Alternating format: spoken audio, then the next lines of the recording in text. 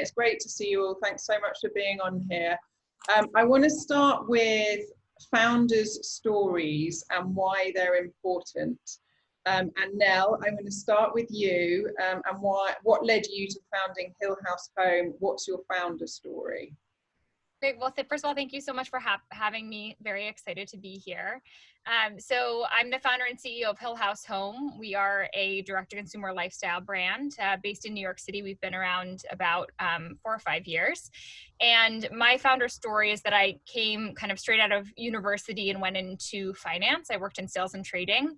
And while I was there, I kind of watched this new wave of direct-to-consumer companies really changing retail. I had always kind of been very passionate about retail and felt like there was something incredibly exciting happening, not only from a business perspective, as businesses were kind of challenging traditional notions of how to make a profit, how to sell things, whether to wholesale, how to think about supply chain, but also how retail companies spoke to their consumers.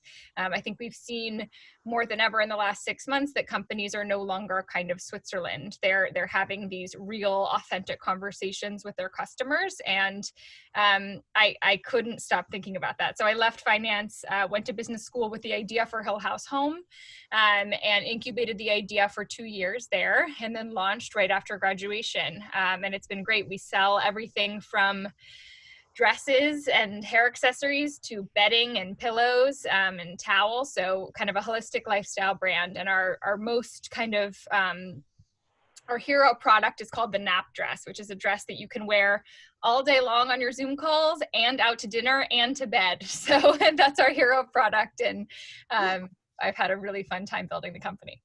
And Nell's looking very relaxed there, but she's actually carrying twins and quite late into the pregnancy. And you also do have a baby range as well, I wonder. Yes. I am about 9 months pregnant with twins right now. So you don't want to see what's going on down here.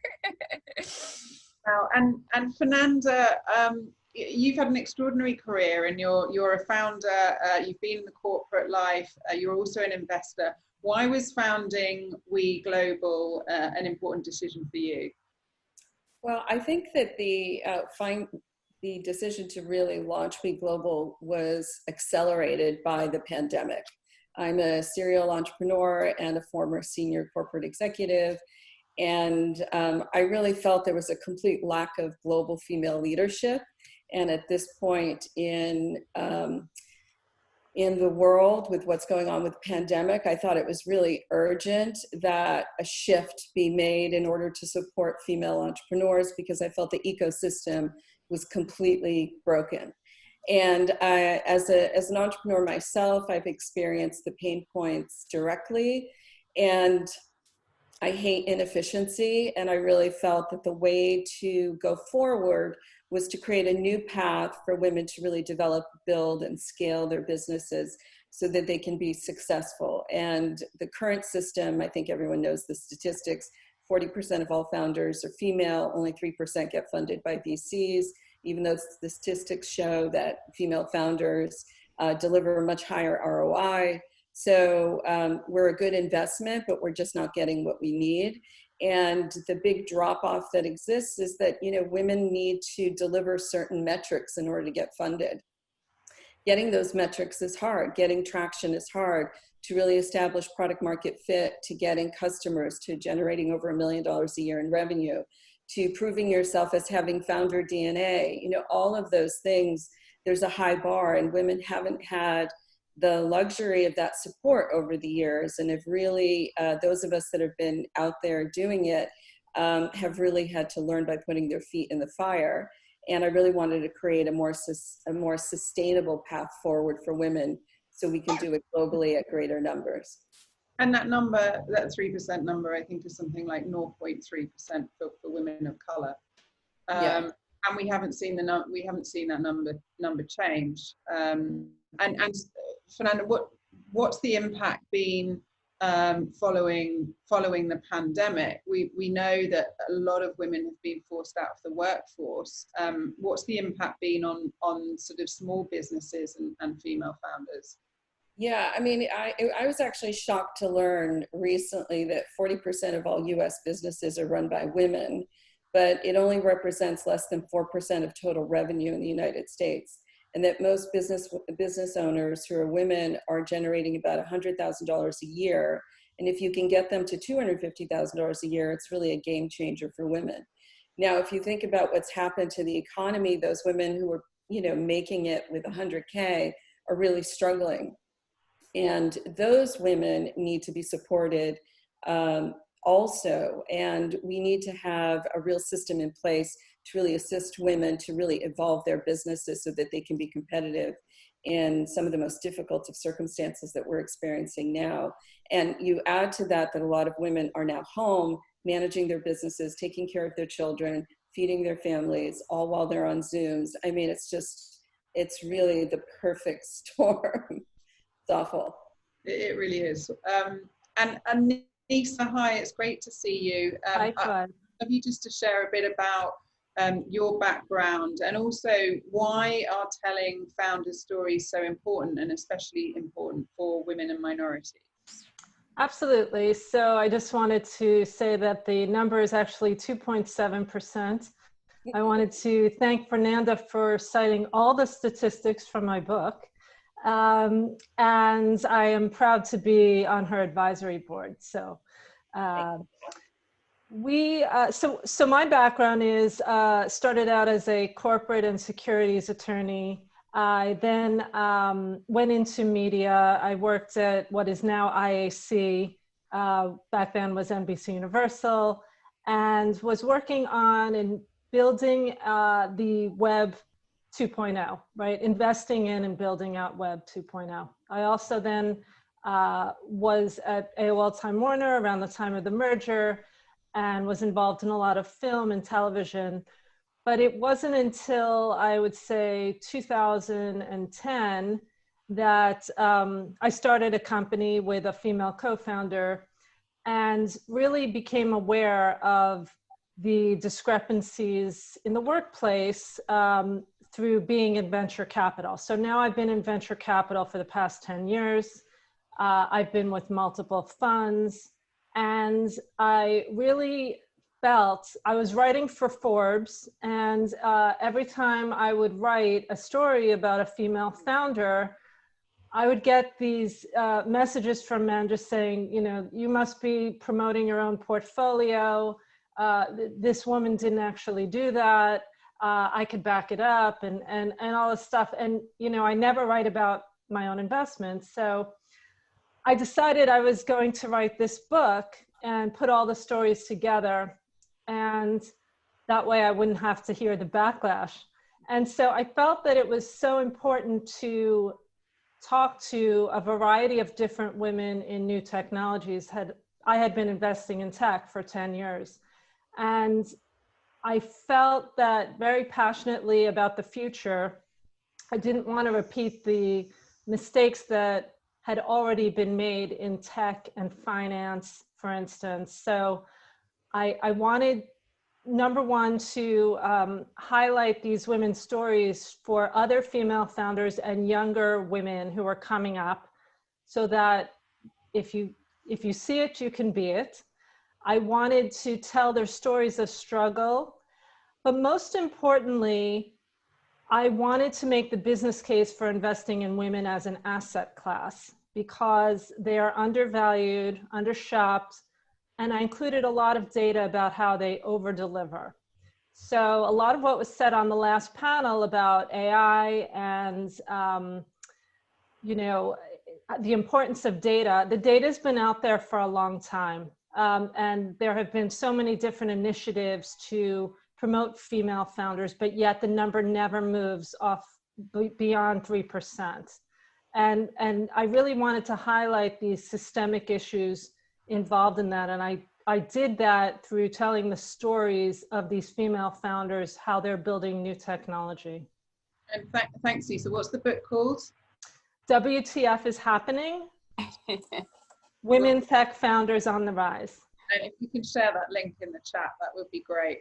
Sure. Valerie McCall. Yes. Hi. Hi. So Cleveland is known as a tech city, and I think it's made a lot of advances in the tech space.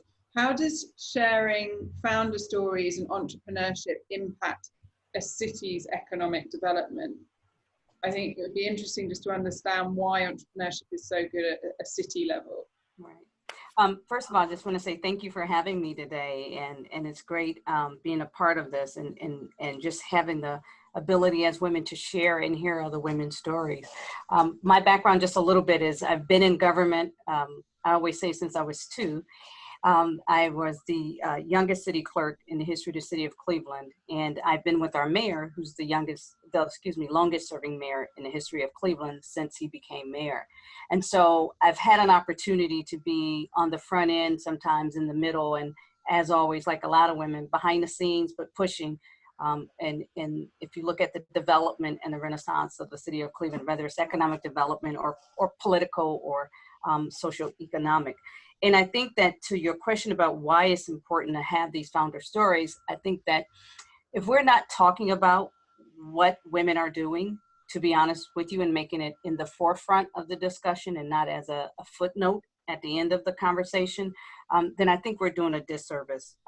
Someone said it already about how women are, they're working at home, they're raising their kids, and they're running these companies. But a lot of times it's not the females that you see promoted, right? They're not on these stages. They're not, we all know this. A lot of times I look up and I count on one hand, who are the female CEOs of the city of Cleveland? And not the ones running a nonprofit or a nonprofit that, nonprofits are great, don't get me wrong, but who are the ones making the decisions, who's at that level? And there's not that many. And if you think about technology and tech, I think it's an opportunity for us as a city and as a community to, one, put that on the forefront. But tech companies and female companies, if you really think about a local dynamic of the economy, which the pandemic has taught us, they're the backbone and can be the backbone and can be a supporting backbone to the economic growth and opportunities that come from local municipalities. I think a lot of times cities get lost in that conversation in terms of their economic impact to the nation. If you take Cleveland, for example, and Juliet, you were here last year, this time when Mayor Jackson did his State of the City, and he talked about we need to eliminate disparities and inequities and create opportunities for all people. And you fast forward, that was October of 2019 to where we are October almost 2020. And Cleveland as a municipality, yes, we've had some downturn through the pandemic, but we survived a little bit because we built a cushion into the budget. Well, that cushion that's built into that budget is a result of our local companies, our local businesses, most of them small, a very few of them minority, a majority of them small, but not to the extent that it could be, are female-owned businesses. The consistency, though, of those businesses is what's important. And as you know, we were going to be hosting the Worth Conference here in Cleveland earlier. And one of the things we talked about was making sure that women like Melise Sanito and Beth Mooney, who just retired from Key Bank, that was at the forefront of the conference and able to talk about the value that women bring. I'll share a quick story really quick. I remember when I first started working in government, and I met a gentleman named Ken Hardy who ran what we call Bonnie Speed, your courier service, right? We all get packages delivered. You need a courier service. You need it quick. And I remember not knowing what his ethnicity was. Ken Hardy, it's not a name you can say that sounds like an African-American gentleman or a non-African-American person. And Ken Hardy sought me out and said he wanted to meet with me. And I remember when I met with him, I gave my city spiel. Well, why aren't you one of our MBE companies? And why aren't you listed on our DBE programs? And he said to me, because I don't want to be an MBE and I don't want to be a DBE. I want to be a majority firm. I want to be at the table. I want to be making decisions. And I never forgot that story, because as I think about what we're talking about today and women's worth and women in the forefront of driving an economy, whether it's local or national, women shouldn't want to just be that 10%. You know, our firms and companies should not want to just get that 5% contract. And so I think that the more that we continue to share these stories, tell these stories, and actually network on that local level with local municipalities, local government has in my opinion, one of the single most opportunities to help grow small businesses, minority businesses, and female businesses by the policies that we set at a local level. And so I think we play in that space. I think we have to understand the role that we play in that space. And then I think we have to be firm in supporting those businesses, not just in talk, but in what we do. Thank you. And you describe yourself as behind the scenes, but you're a lot more than that in the city of Cleveland. So I want to get to the how and the solutions of how we put more wealth in the hands of women and female entrepreneurs and minority entrepreneurs. But just to touch on, and I know we've spoken about some of the challenges. Fernanda, what are the biggest obstacles that female and minority entrepreneurs face, do you think? Well, it's a long list, which Nisa knows all too well because she's written so much about it. But I think that, I have to start at scarcity. I think that women struggle with a scarcity mindset, which exists for very good reason.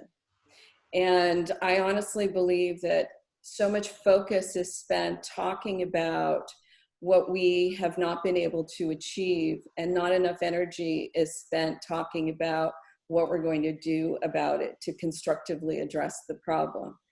And I think that unfortunately, when you go into a situation expecting that you're not going to get what you need, it's a self-fulfilling prophecy. It really is.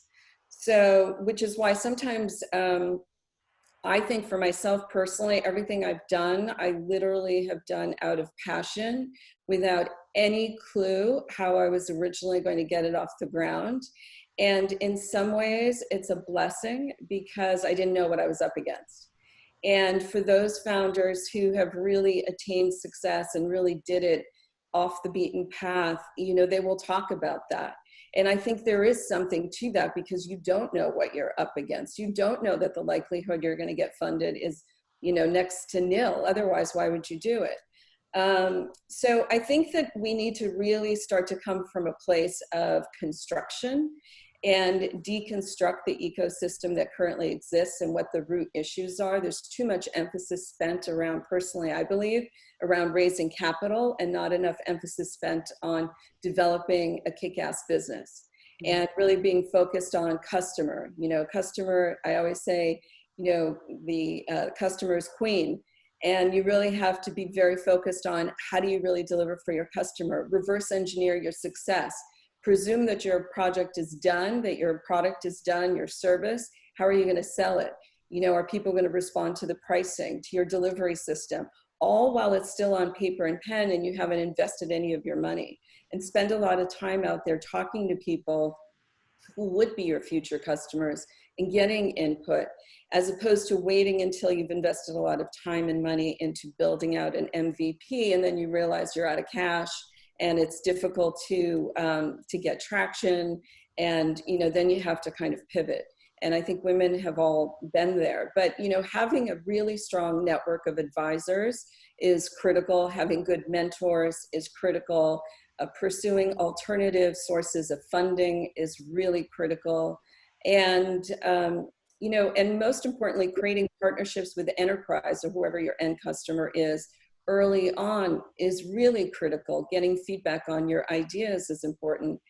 And partnering with people that are there to, build your business with you, which is what our business is. We started the first startup studio for women by women. And we really provide all of those resources to women from ground zero on up, and also created a digital platform for women who are not in Los Angeles, for example, where we're based, but globally, where you can tap into content that will educate you, mentors who will enlighten you, resources that you can't get access to, and sharing those resources so that you save time and you save money. So instead of paying one person for financial advice, you go in a cohort of 5 or 6 people, you split that cost because everyone has to do a 5-year plan. Everyone has to do modeling. So I think it's really strategically thinking about how you can develop your business plan in a more cost-effective way so that you can get to traction and still preserve that capital and extend that runway, which is critical these days.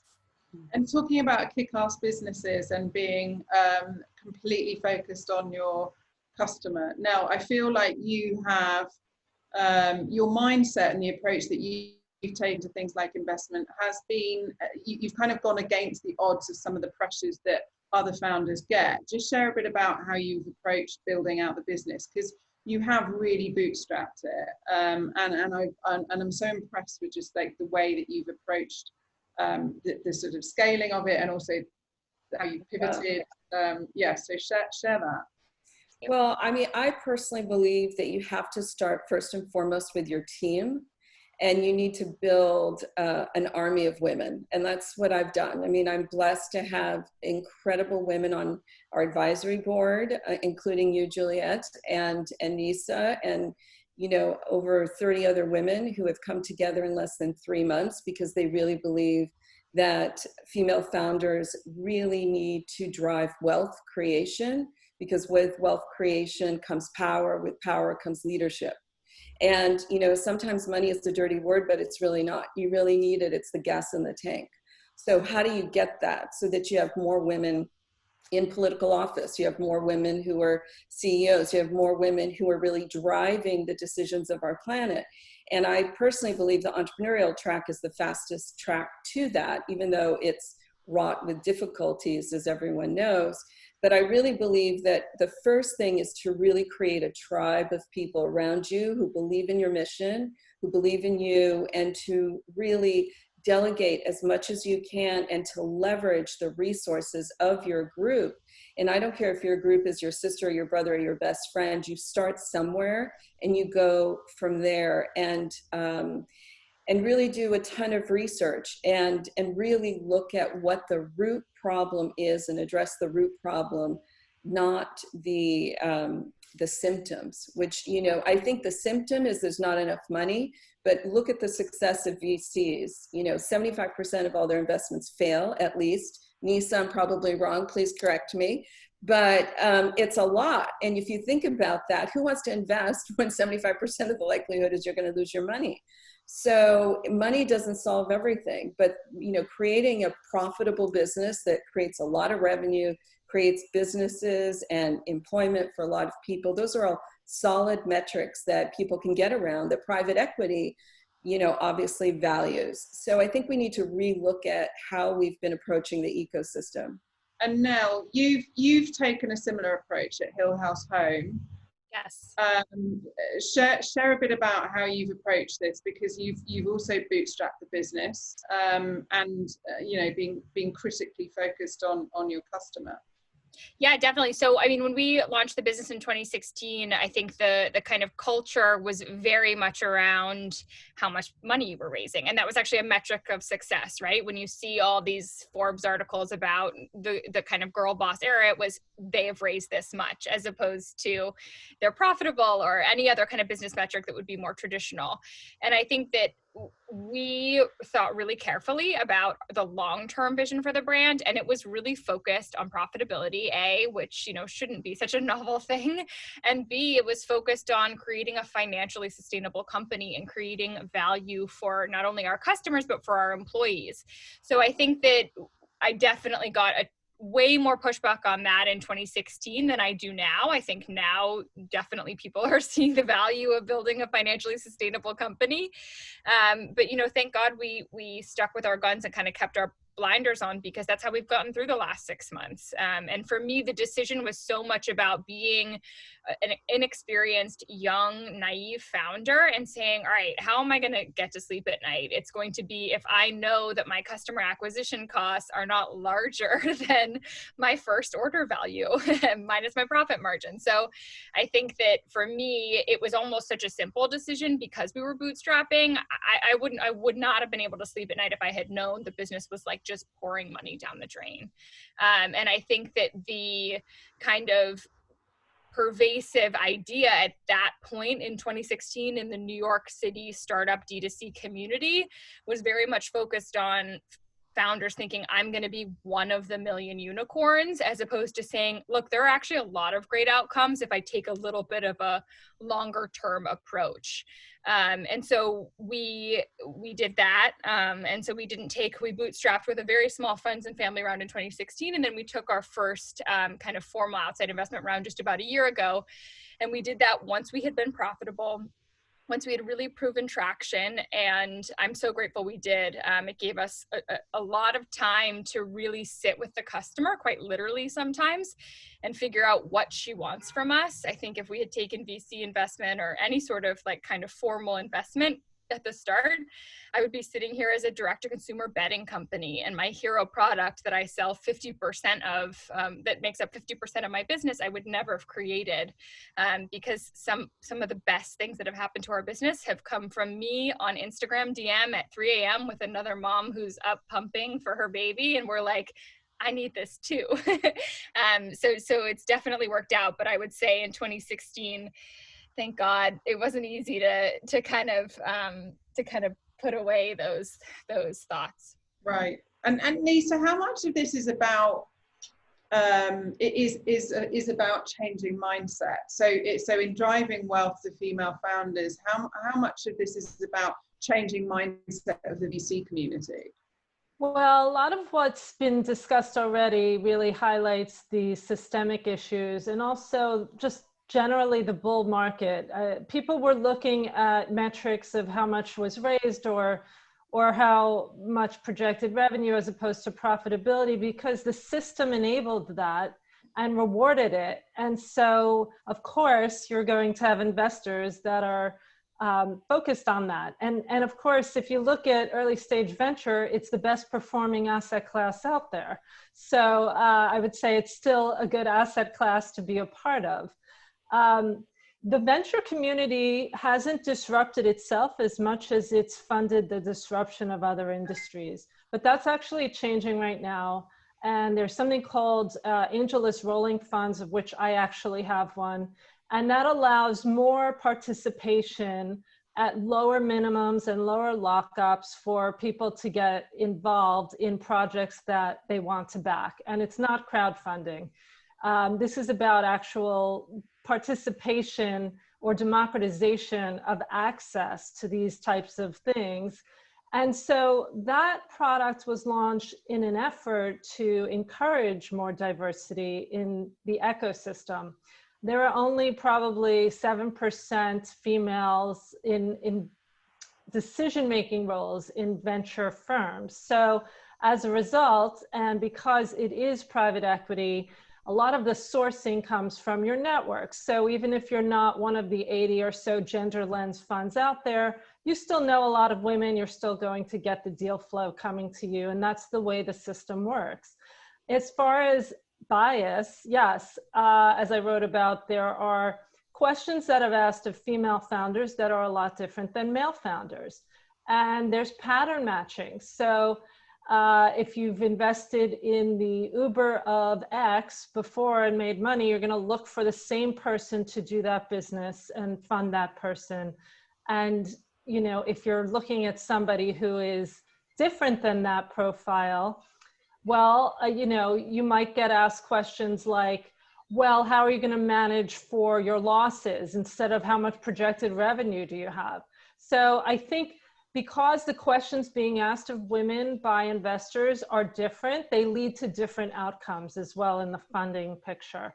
So yes, there is still institutional bias, but the bigger issue is that from the top down, the people who fund venture firms need to really understand that they're not going to get the alpha that they seek. These pensions, endowments, sovereign wealth funds, unless they're funding diversity going forward, you know, they're not going to reach their goals. And so the real money has to come from the top. And that's why the 2.7% number hasn't moved, because it's mostly been grassroots efforts so far.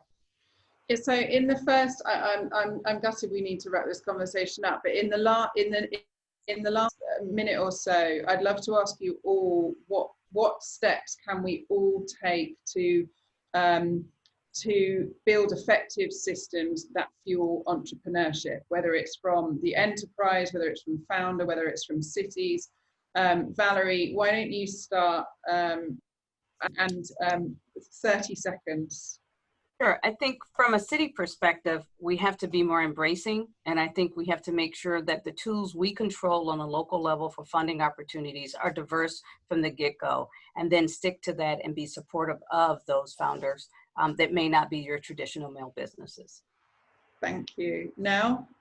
Well, I would say female founders desperately want more female investors. So getting the pipeline of investors, more women would be great. And then I think information sharing is huge. I think there's a tendency to not information share, but that's just such a powerful tool that women can give each other in kind of the wealth creation process. Thank you. Nisa? Well, I think it's so important for women to be part of the wealth creation opportunity that's happening right now in crypto and blockchain. And that is the ultimate democratization of access to capital and to deals. And it's really important, I think, for women to try and educate themselves. There's a lot of tools out there. And to use technology in a way that makes a positive impact. Thank you. And lastly, Fernanda? I think one of the most important things that we in the female entrepreneurship ecosystem can do collectively is for all of us, regardless of whether you run a VC or a women's group or a startup studio like I do, to create strategic alliances amongst all of us, because I think we all have the same goal, which you do as well. Women in worth, women in wealth, female success, female leadership.